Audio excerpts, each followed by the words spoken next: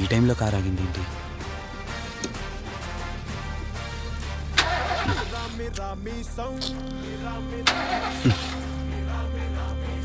ఛే.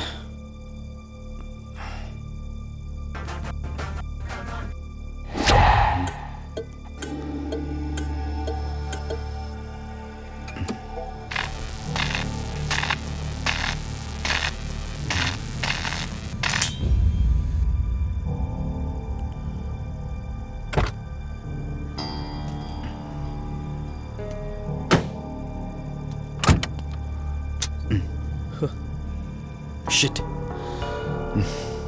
ఈ టైంలో వాటర్ ఎక్కడ దొరుకుతుంది?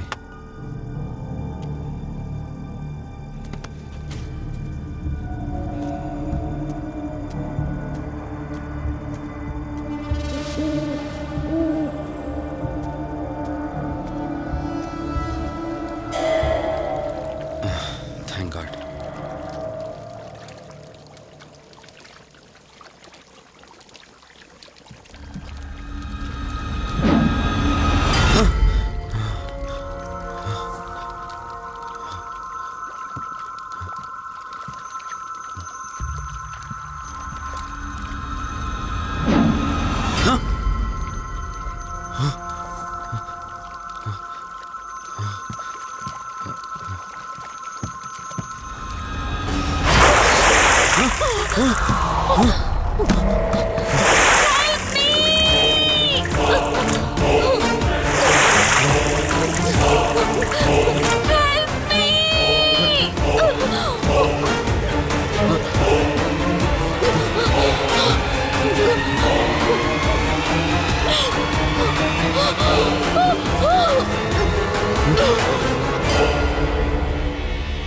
తనకి ఎలా ఉందిరా?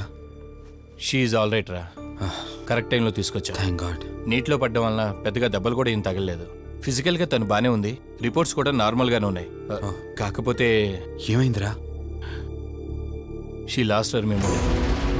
తనెవరు, తన అడ్రస్ ఏంటి, ఎంత అడిగినా కానీ చెప్పలేకపోతుంది. అంటే తనకి ఇప్పటిదాకా జరిగిందేది గుర్తులేదు. God, if you don't mind తనని ఒకసారి చూడొచ్చా? ష్యూర్. Room number 403. నువ్వు వెళ్ళు, నేను వస్తాను. ఓకే.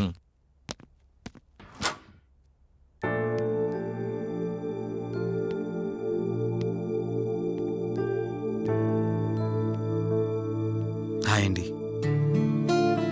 మిమ్మల్ని సేవ్ చేసింది నేనే. బై ద వే, నా పేరు కార్తిక్. డాక్టర్ చెప్పారు మీకు జరిగిందేది గుర్తులేదని. మీ వాళ్ళ గురించి నేను కనుక్కుంటాను. మీరు రెస్ట్ తీసుకోండి.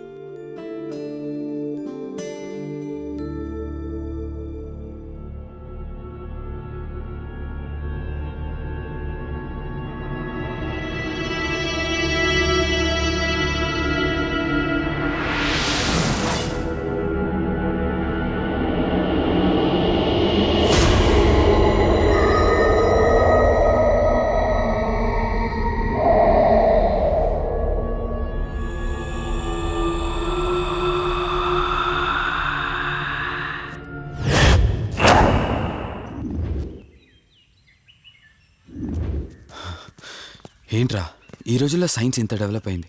ఆ అమ్మాయి నార్మల్ కండిషన్లోకి తీసుకొచ్చే దారేం లేదంటావా? అవునరా, నువ్వు చెప్పింది కూడా కరెక్టే.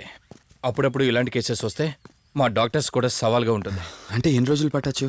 ఎగ్జాక్ట్గా ఇన్ని రోజులని చెప్పలేం కానీ ఒక్కోసారి వన్ డేలోనే గుర్తుకొచ్చేయచ్చు. కొంచెం క్రిటికల్ అయితే ఓ 4 రోజులు పట్టచ్చు. సమ్టైమ్స్ లైఫ్ లాంగ్ గుర్తు రాకపోయినా ఆశ్చర్యపోకర్లేదు. అంటే మనం ఏం చేయలేమా? చేయలేమని కాదురా, మన ప్రయత్నం మనం చేద్దాం. ఎందుకని మంచిది, పోలీస్ కంప్లైంట్ ఇద్దాం. అది కాదురా, పోలీస్ కంప్లైంట్లు అది ఇది అంటే ఈ కేసులు ఇంట్రాగేషన్లు అన్నీ ఉంటాయి. అవసరం అంటావా? తప్పదురా, అసలే యాక్సిడెంట్ కేసు. పోలీస్ కంప్లైంట్ ఇవ్వకుండా మేము ట్రీట్మెంటే స్టార్ట్ చేయకూడదు. నువ్వు నా ఫ్రెండు కాబట్టి రిస్క్ చేశాను.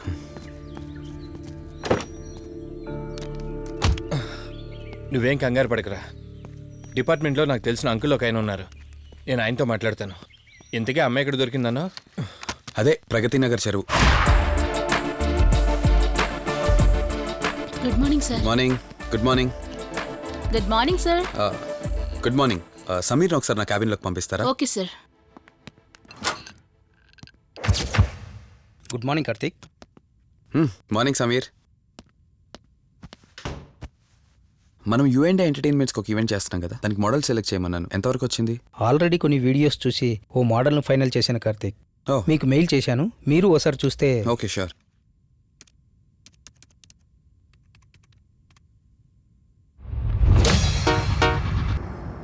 వావ్. రే వాసు చెప్పరా.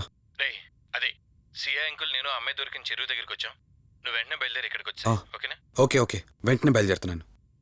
సమీర్, ఈ అమ్మాయి పర్ఫార్మెన్స్ బాగుంది. నేను అర్జెంట్గా పని మీద వెళ్తున్నాను. మిగతా ఫార్మాలిటీస్ అని మీరు ఫినిష్ చేయండి.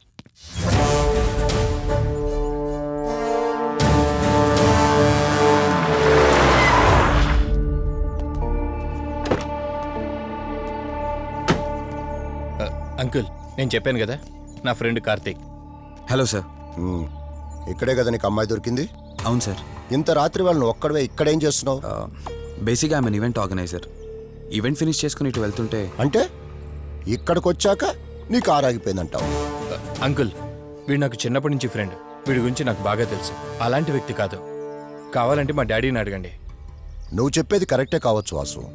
ఈ ఒంటి మీద యూనిఫామ్ ఉందే దేన్ని పూర్తిగా నమ్మదు. ఓ పని చేయండి, రేపు పేపర్లో అమ్మాయి ఫోటో వేయించండి. తన వాళ్ళు ఎవరైనా వస్తారేమో చూద్దాం.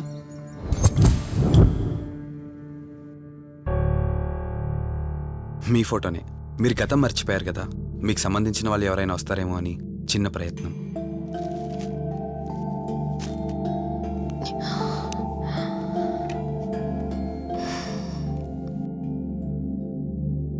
ఒకవేళ ఎవరూ రాకపోతే? అయ్యో అలా అంటారేంటండి, తప్పకుండా వస్తారు.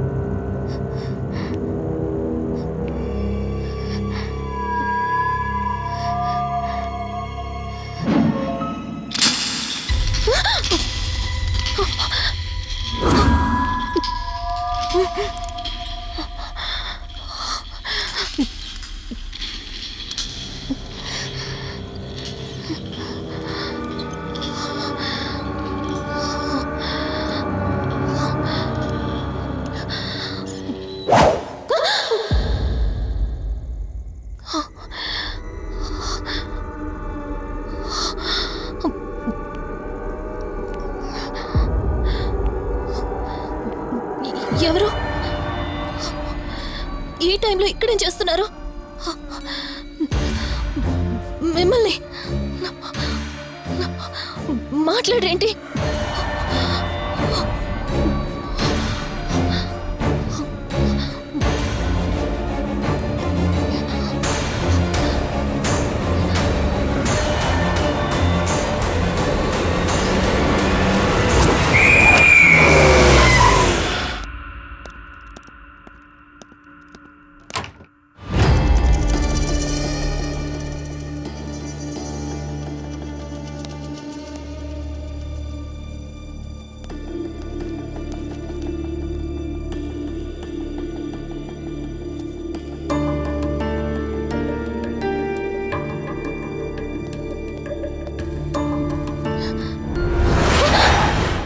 ఏయ్, నేను కార్తిక్ని. ఏం సడన్గా అలా ఉలిక్కి పడ్డారు? భయంగా ఉంది కార్తీక్. ఏదో తెలియని భయం నన్ను వెంటాడుతోంది. కలని తెలిసినా మనసు నమ్మట్లేదు. ఇక్కడే ఉందామంటే ధైర్యం చాలట్లేదు. మర్చిపోయిన గతం కంటే నా ఒంటరితనం నన్ను ఎక్కువ భయపెడుతోంది. నన్ను ఇక్కడి నుంచి వేరే చోటికి తీసుకువెళ్ళగలవా కార్తీక్? భయంగా ఉంది కార్తీక్. మర్చిపోయిన గతం కంటే నా ఒంటరితనం నన్ను ఎక్కువ భయపెడుతోంది. నన్ను ఇక్కడి నుంచి వేరే చోటికి తీసుకువెళ్ళగలవా కార్తీక్? రేయ్, నీకేమైనా పిచ్చా? ఆ అమ్మాయిని ఇంటికి తీసుకెళ్తానంటేవేంటి? ఆ అమ్మాయి ఎక్కడి నుంచి వచ్చిందో ఎవరో కూడా తెలీదు. రేయ్, తను ఎవరు ఏంటని కాదురా. నువ్వైతే డాక్టర్గా తనని ట్రీట్ చేసి డిశ్చార్జ్ చేస్తావు. ఆ తర్వాత తను ఎక్కడికి వెళ్తుంది? ఇప్పటికే పేపర్లో యాడ్ ఇచ్చి చాలా రోజులు అవుతుంది. వాళ్ళ బంధువులంటూ ఇప్పటికొచ్చి ఒక్కరు రాలేదు. నువ్వు కూడా బంధువు కాదు కదరా, అనవసరంగా రిస్క్ తీసుకోకు. చూడు, నేను సిఐతో మాట్లాడతాను. రేపే అమ్మాయిని స్వచ్ఛంద సంస్థలోనే జాయిన్ చేస్తారు. ఆ తర్వాత ఏం చేయాలన్నది కూడా వాళ్ళే ఆలోచిస్తారు. ఇందాక నువ్వు అడిగావే బంధువా అని. హెల్ప్ చేయడానికి ఎటువంటి బంధం అవసరం లేదురా. ఆ రోజు ఆ అమ్మాయి నా చేయి పట్టుకున్నప్పుడు కొన్ని వందల ప్రశ్నలు పుట్టేరా. కానీ ఎప్పుడైతే ఆ అమ్మాయి కళ్ళలోకి చూశానో ఆ ప్రశ్నలన్నీ మాయమైపోయాయి. ఇలాంటి పరిస్థితుల్లో అమ్మాయిని ఒంటరిగా వదిలేసి చేతులు దులుపుకోవడం నాకు ఇష్టం లేదురా. రే, ఫ్రెండ్గా చేయగలిగితే నాకు హెల్ప్ చేయి. ఆ సిఏతో మాట్లాడి ఎటువంటి ప్రాబ్లం రాకుండా చూసుకో.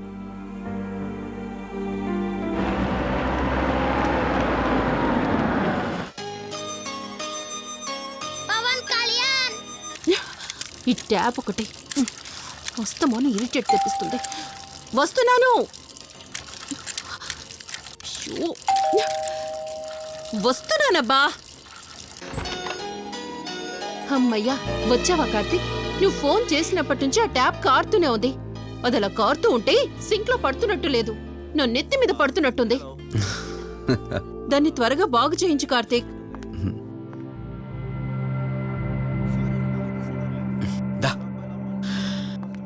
నేను చెప్తూ ఉంటానే, తనే మా వదిన. అనే ఎప్పుడు ఫుల్ బిజీగా టూర్స్ తిరుగుతుంటాడు. కానీ మా వదిన మాత్రం నన్ను సొంత కొడుకులా చూసుకుంటుంది. ఇంతకీ ఈ అమ్మాయి చెప్పలేదు కదా, తను నా ఫ్రెండ్. హాస్పిటల్ పని మీద వచ్చింది వదిన. తన పేరు Anyhow, I'm Siddharth Roy. Madhumati. Madhumati. కొన్ని రోజుల పాటు మన ఇంట్లోనే ఉంటుంది. సరే, తనను పైకి తీసుకువెళ్ళి రూమ్ చూపించు. సరే, నువ్వు వెళ్ళమ్మా. రా.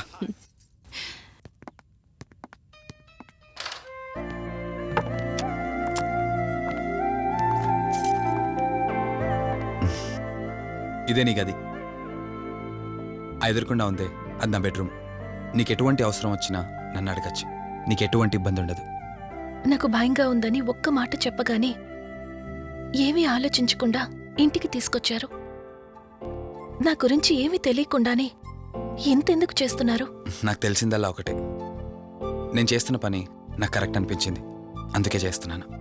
నేను కళ్ళు తెరిచిన తర్వాత చూసిన ప్రతి ఒక్కరూ మంచిగానే కనిపిస్తున్నారు. కానీ కార్తీక్ని చూసినప్పుడల్లా ఎన్నో సంవత్సరాల నుండి మా మధ్య అనుబంధం ఉన్నట్లు అనిపిస్తోంది. తన మాటలు వింటుంటే నాలో ఏదో తెలియదు